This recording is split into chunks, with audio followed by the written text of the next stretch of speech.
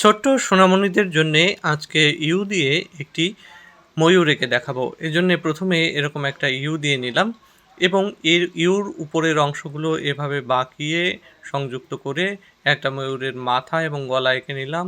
চোখ দিয়ে দিচ্ছি এভাবে। চোখের মণিও একটু দিয়ে দিতে হবে এবং লম্বা করে ঠোঁট দিয়ে দিতে হবে। এরপরে ৩টা টান দিয়ে ময়ূরের মাথায় ময়ূরের কিছু ঝুঁটি থাকে সেই ঝুঁটি এঁকে দিলাম।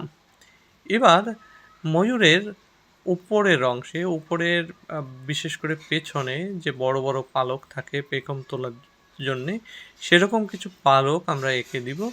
ওই জন্যে মাঝখানের যে বড় পালকটা সেটাকে বেজ করে এর চারপাশে এরকম এঁকে দিচ্ছি। আসলে চারপাশে বলা যাবে না, একদম তার নিচ পর্যন্ত একটা হাফ সার্কেলের মতো এই অংশটা থাকবে। মোটামুটি পালক দুপাশে আমি এভাবেই এঁকে দিলাম। এবার পালকের মাঝখানে হলুদ এবং কমলা যে অংশটি থাকে সেটি এঁকে দেওয়ার চেষ্টা করছি।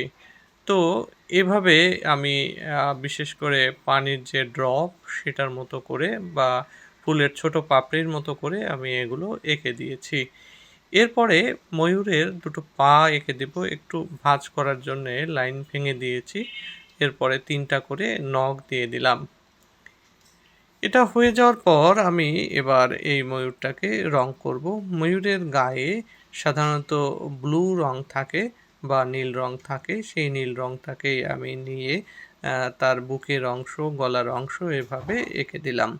এরপর ময়ূরের ঠোঁট রয়েছে সেই ঠোঁটে আমি হলুদ দিয়েছি এবং তার পিছনের যে পালকগুলো রয়েছে সেখানে সবুজ রং দিয়ে দিয়েছি। আমার ভিডিওটি এখানে রেকর্ডে একটু সমস্যা হয়েছিল, তার জন্যে পূর্ণ অংশ দেখানো গেল না। এবার ময়ূরের পালকের সবুজ পালকের মধ্যে যে অংশটুকু রয়েছে সেখানে আমি হলুদ দিয়ে দিচ্ছি। আর এই হলুদের পুরো অংশটা কিন্তু হলুদ দিয়েই আমি ঢেকে দিব। তার মাথার যে ঝুঁটি সেখানেও আমি হলুদ দিয়ে দিয়েছি এবং এই হলুদের মধ্যে কিছু অংশ আমাকে কমলা দিয়ে দিতে হবে। আর এই কমলা রংটা আমি নিয়ে নিচের দিকটায় কিছু কিছু জায়গায় এরকম দিয়ে দিচ্ছি।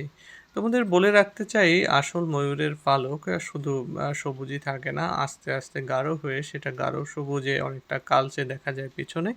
তো এটি যেহেতু সহজ পদ্ধতিতে বাচ্চাদের জন্যে আঁকা, সে কারণেই কিন্তু আমি এরকম দিয়েছি। এবার ময়ূরের পায়ের নিচে সবুজ রং দিয়ে সেখানে এরকমভাবে কিছু ঘাস দিয়ে দেওয়ার চেষ্টা করছি। তোমাদের এটাই তোমাদের মতো করে তোমরাও দিতে পারো। তো তোমাদের কেমন লাগলো আজকের ভিডিওটি অবশ্যই কমেন্টে জানাবে।